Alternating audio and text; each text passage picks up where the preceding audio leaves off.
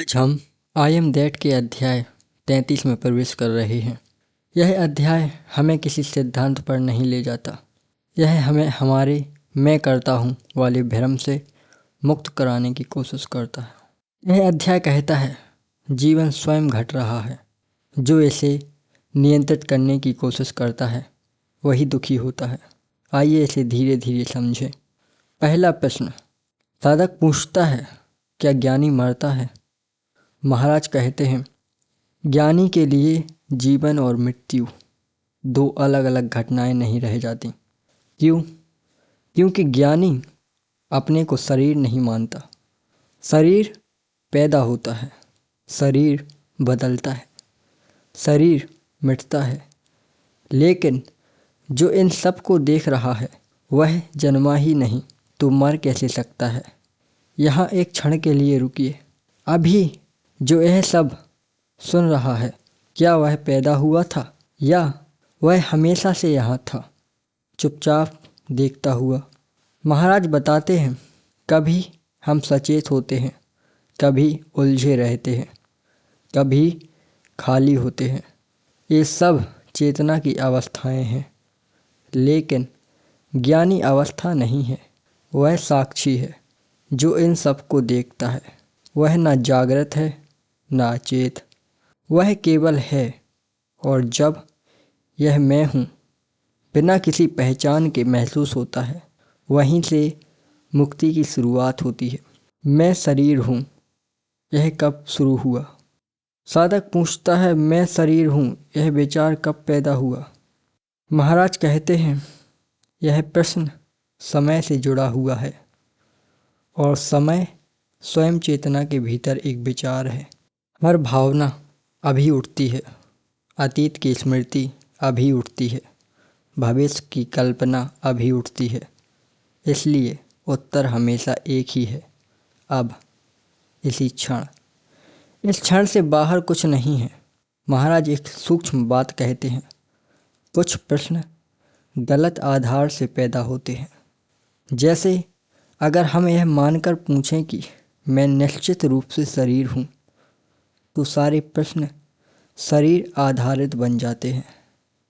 लेकिन जरा रुककर पूछिए, क्या मैं वास्तव में शरीर हूँ या शरीर को देखने वाला हूँ?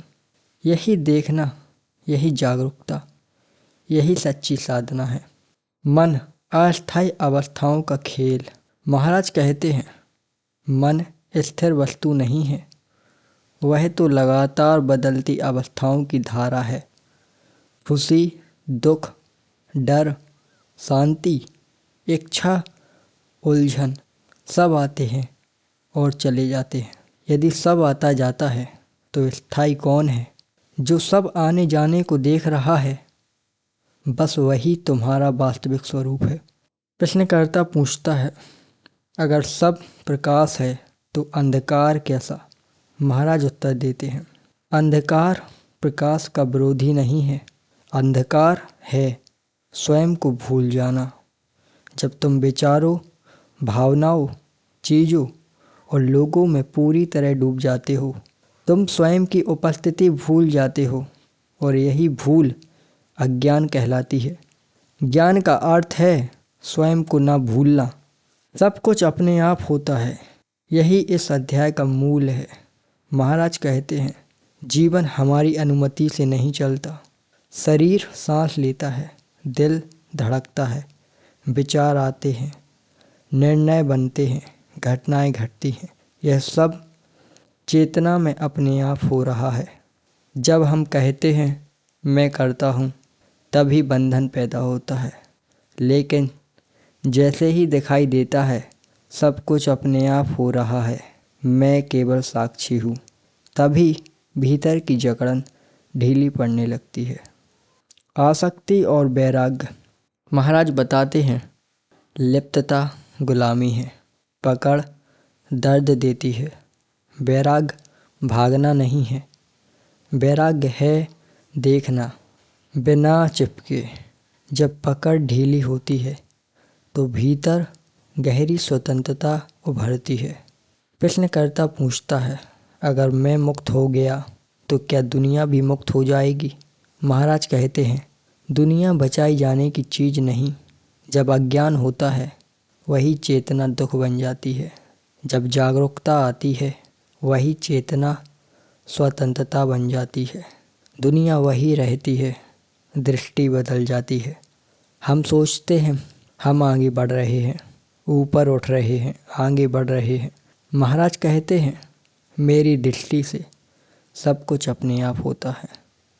चेतना अपनी प्रकृति से ही देखती है, सीखती है और अंत में अपने स्रोत में लौट जाती है। तुम्हें तेज नहीं भागना, किसी से आगे नहीं निकलना, तुम्हें केवल जागना है। महाराज कहते हैं, जब मनुष्य इच्छाओं के पीछे पीछे भागकर थक जाता है तो वह धीरे धीरे रुक जाता है और वह देखना शुरू करता है। संसार उठता है, खिलता है और शांत हो जाता है। और उस देखने में एक ऐसी शांति प्रकट होती है जो न समय से जुड़ी है न परिस्थिति से। वह शांति तुम्हारा वास्तविक स्वरूप है। इस अध्याय का संदेश बहुत सरल है लेकिन जीवन बदल सकता है। तुम कर्ता नहीं, तुम साक्षी हो, तुम दृष्टा हो जो देख रहा है और सब कुछ स्वतः ही घटता है। तुम सिर्फ साक्षी हो, जीवन स्वयं घट रहा है। जब पकड़ छूटती है स्वतंत्रता आती है और जब साक्षी भाव स्थिर होता है तब भय, दौड़ धूप और संघर्ष स्वाभाविक रूप से गिरते जाते हैं। सब कुछ अपने आप होता है, मैं केवल साक्षी हूँ। यहीं से सच्ची शांति शुरू होती है। धन्यवाद।